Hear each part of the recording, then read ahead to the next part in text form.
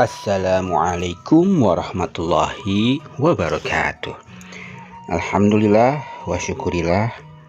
Pamirsa sadayana, alo mang sadayana, sampurasunun. Wilujeng tepang dangu deui sareng emang di Jomantara melalui galura saluran channel YouTube. Anu mana ieu saluran channel YouTube umang digelar kanggo dipidangkeun ka pamirsa sadayana dina raraga bade mintonkeun kasenian kabudayaan Sunda mangrupakeun dongeng Sunda. Dongeng Sunda anu kiwari ku umang nuju digelar kanggo pamirsa sadayana nyata dina judul Dikawin Jurig. Dikawin Jurig kiwari lebet kana bagian anu ka-18. Nah, sakumaha anu kantos kamari katunda dina bagian ka-17 kiwari ulang ngajengkeun jejer carios ieu Dikawin Jurig bagian ka-18. Mudah-mudahan ieu dongeng tiasa katampi ku pamirsa sadayana. Mangga atuh geura kapararayun geura mararanco deui dina HP-na sewang-sewangan dina raga ngapandungan ieu dongeng anu parantos diantos-antos ku pamirsa sadayana lajengan ieu carios dongeng. Sok geura kapararayun geura mararanco dina HP-na sewang-sewangan. Prung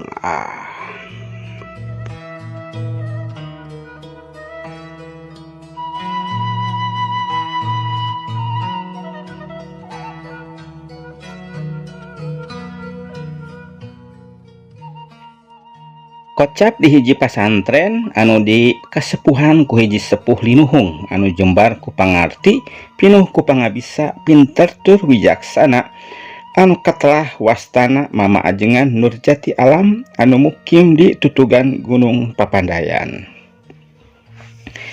Harita Mama Ajengan nuju maparin mujangan kadua muridna nyaeta teu aya lian ti Den Angga katut baregana Mang Oyon tea. Angga, hidup teh sakumaha ku ejang geus dicaritakeun yen pangaweruh hidup teh di bidang ilmu pangaweruh geus lumayan dicukup dileutik geus diasik dididik ku apa hidup nyaeta Dharma anak eyang hiji-hijina dia sarila sabulan ayangan sakur ngasah hungkul kana naon-naon pangaweluh nu geus aya di hidup anu masih keneh mintul sabab hidup can paham kana aci kahirupan saestuna. Sumuhun eyang, sabaraku eyang tos diguar naon-naon rahasia kahirupan. Kumaha orang ngajalankeun kahirupan abdi sakadik ngartos eyang kedah kumaha ngamalkeun ieu ilmu anu parantos diaji ti kapungkur tipun bapa nembe kahartos pisan satos diguar ku eyang nya hidup nganarima buledanana hungkul eta buah tapi acan bisa mesekna tur ngasaan eta buah tah kiwari ku eyang geus didahanan peso yang mesek eta buah supaya bisa apa kana mangpaatna eta buah sok kiwari geura amalkeun saeutik-saeutik kege baris kapanggih ku hidup aci kahirupan saestuna kitu guntang caturna harita Eyang Nurjati Alam jeung muridna. Ari tugas si Eyang kumaha geus dilaksanakeun acan Angga. Parantos Eyang ieu oge nu nyababkeun abdi kumawantun nepangan Eyang nu nuju leleson bade ngadugikeun perkawis hasil tina tugas anu diemban ku abdi. Kumaha sok caritakeun hasilna supaya ku Eyang bisa diteuman karena piharsilna saur Eyang Nurjati Alam ka putuna. Saparantos istikharah salami tilu wengi Eyang abdi teh nyimpen yen di hiji wahangan nu kiduleunana lembur abdi abdi ningali aya hiji oray anu badag nuju melitan hiji wanoja, mana eta rarai wanoja teh percis sareng raraina wanoja anu kantos kaimpenkeun ka pungkur teh eyang. Nu mana eta wanoja teh kauninganya eta putri najuragan karya pisan anu kantos ditikahkeun nanggap wayang teh 7 hungi hajatna oge. Tapi di mana sabada hajatan eta carogena teh diiburkeun palastra di kamarna dipacok ku oray kitu tah eyang. Kutan teh kitu nya. Ilapat anu katalima ku hidup teh angga. Sumuhun eyang. Sakumaha ilapat anu geus katalima ku hidup. Sok tatan bikin mangkat hidup ayeuna pisan kudu muru ka nagara jurig seuman oray. Sumangga eyang. Nanging kumaha carana eyang nyuhunkeun pituduhna kumargi sim abdi mah teu acan uninga ka nagara eta siluman. Oke kumaha cara lebetna?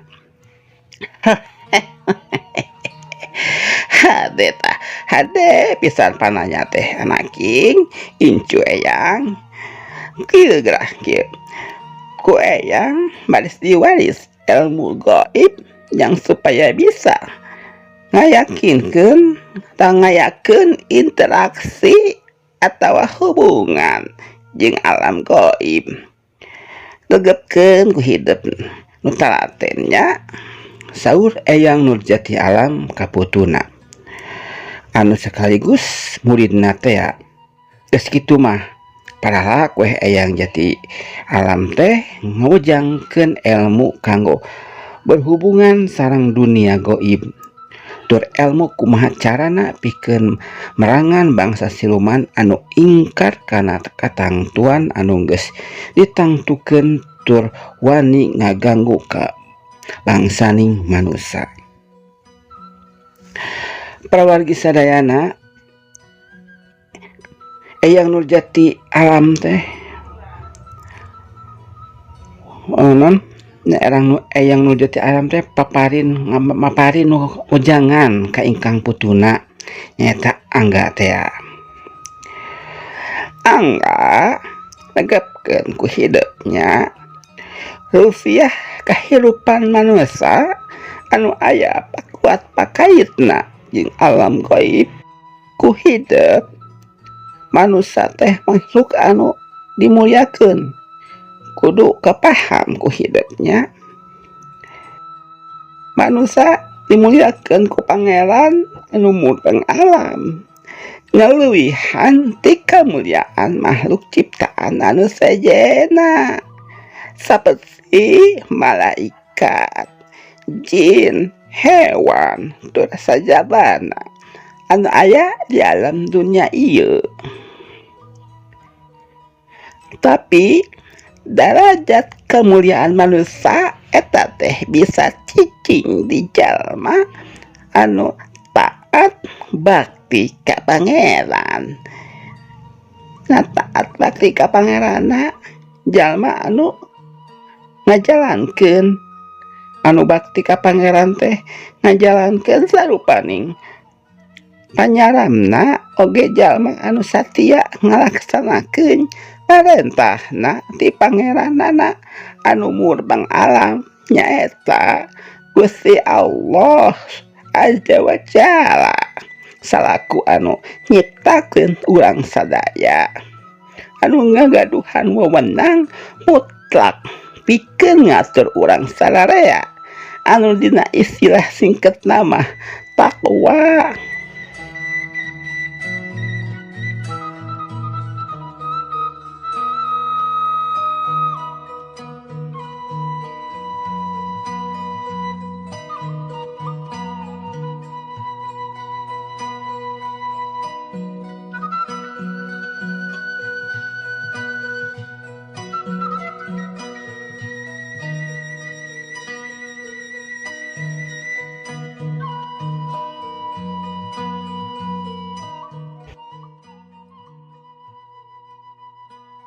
tapi sebalikna pikeun manusia anu teu taat ngalaksanakeun parentahna, pikeun jalma anu ngabeulung nafsu amalah mulka eta teh jalma moh hanteu bisa menang pangkat derajat jalma anu mulia besabab teu nurut kana tataken anu geus ditangtukeun kudu jadi pangeranna. Cohagna mah manusia anu teu takwa mah derajatna teh jauh tibatan satu hayawan, malahan mah bakal diasupkeun kana golongan jin setan iblis anu ingkar kana parentahna. Padahal mah mun dilenyepan ku urang eta si iblis laknatullah teh makhluk anu spesial asalna mah. Oh gitu eyang. Nah kimaha kiwari jadi makhluk anu dilaknat si iblis teh? Angga tumanya ka eyangna. Tah perkara eta mah hiji anu jadi sababna mah hiji. Nah naon eta teh eyang? Angga tumanya deui. Sababna mah manehna teh ngerasa pangaingna si iblis ngabogaan sifat adiguna ngerasa diri leuwih punjul tinu sejen.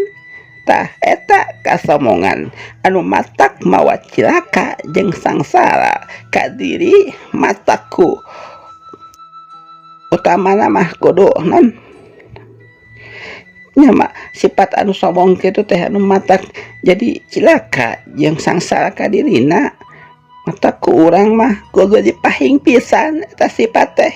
Sifat kitu teh ulah dikukut piceun jauh teu hade matak mawa sangar kana diri. Tah kusabab kitu Gusti Allah bendu lajeng weh mantenna nyumpataan ka si iblis teh yen manehna baris jadi panggeusi neraka sandeng-endeng. Oh gitunya eyang. Namun sanes pangeran urang teh maha welas asih, nah geuning murka sareng bendu teu papalimpang kitu eyang. Eyang nu jati alam gumujeng teras ngawal kana pertarosan ti putuna. alus eta pertanyaan teh kasep kieu urang bongkar ku eyang dagepkeun ku hidup. Ari Gusti Allah teh pangeran anu maha sagala. Nah sifat-sifat anu nempel di makhlukna eta sadaya asal ti mantenna ditempelkeun ka urang saeutik eta sifat. Ulas asih mah papada makhluk, sombongna makhluk eta oge sami, amarah atawa penduna oge sadayana aya di pangeran urang pikeun anu kagungan mah anu ngelesakeun anu maha sagalana terjadi persoalan. Sombong da kawasana teu aya wates amarahna wenang da mantenna mah kawasa anu temenan anu teu meunang soteh teh urang salaku makhluk teu meunang sombong. Da naon atuh anu arek disombongkeun sadayana kakuasaan urang paparin ti mantenna jabangan saupil meureunnan tina kakuasaan anu kacangking ku mantenna anu dititipkeun ka urang mah. Kitu deui ku eyang rek nanya ari anu maha kawasa tina sagala naon anu maha kawasa tina sagalana apa teu kenging kitu bentuk ka makhlukna upami aya makhluk anu wangkelang. Cek eyang Nurjati alam dumaros ka ingkang putruna. Nya kenging panginten eyang. Nah kumaha jawaban teh teu ngayakinkeun eta angga. Mohon eyang nyuhunkeun diyakinkeun atuh rumaos abdi teh acan dugi kadinya pamendak abdi. Ku eyang diterangkeun pikeun anu maha kawasa mah anu kagungan urang saestuna wenang rek kumaha oge, soalna ulang mah kan hamba anu kudu tumut turut kana naon-naon kahoyong mantena. Tah mun aya makhluk anu wangkelang ngabangkang kana titahna pakana pantes pisan upama dibenduan ku mantena, maka diayakeun neraka oge bentuk amarah karena pika benduan sang kholik pikeun hambana anu teu ngajenan ka mantena. Terus surga eta teh bentuk puncak na welas asih pangeran pikeun hambana anu taat tumut kana parentah anjeunna. Jadi pikeun anu super duper tina kakawasaan mah wenang meunang rek naon wae oge moal aya nu nyaram, soalna anjeunna kan teu aya duana anu maha ngan hiji-hijina teh nu teu aya sainganana. Tah eta anu perlu dipikanyahokeun ku urang tina kakawasaanna pangeran nyaeta Allah Azza wa Jalla. Tah kitu kumaha ku hidup ka harti angga harita unggut-unggutan nampak wajangan di eyangna. Balik deui pikeun kabutuhan hidup nu bakal ngayonan bangsa jurig siluman tong sieun tong hariwang ayonan ku kayakinan salila ulang aya dina jalan anu diyakinkeun baris dipikaridho ku pangeran. An oge omat urang salaku khalifah di dunia tetep kudu umaja ka makhluk anu keur sasalampah seperti jurig siluman oge eta teh sami makhluk Allah anu keur sasalampahna. Da saestuna mah maranehna teh bangsa jin anu sarua jeung urang nu dikudukeun ibadah ka pangeran. Kan tina katerangan ge kitu yen pangeran nyiptakeun manusia jeung jin angin kudu ibadah ka pangeranana. Jadi samemeh di perangan ajakan heula balik kana jalan anu geus ditangtukeun ku pangeran urang sadaya. Satuluyna angga diujang ku mangrupa-rupa ilmu jeung pituah pikeun bekal yang nyang hareupan jurig siluman teh.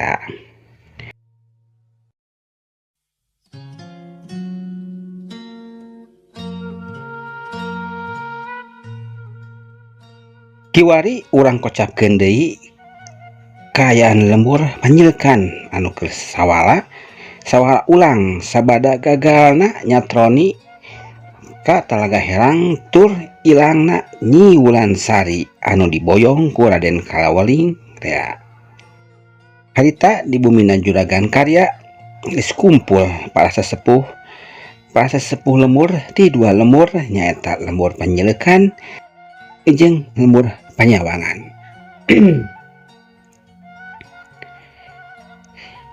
Juragan, kumaha kiwari peta urang teh kanggo nulungan tuang putri anu diiwat ku si jurig siluman. Mangsudita tumanya ka Juragan Karya sabada Ibu Ratmi sadar terus maparin katerangan yen Nyi Wulansari diiwat ku siluman orai.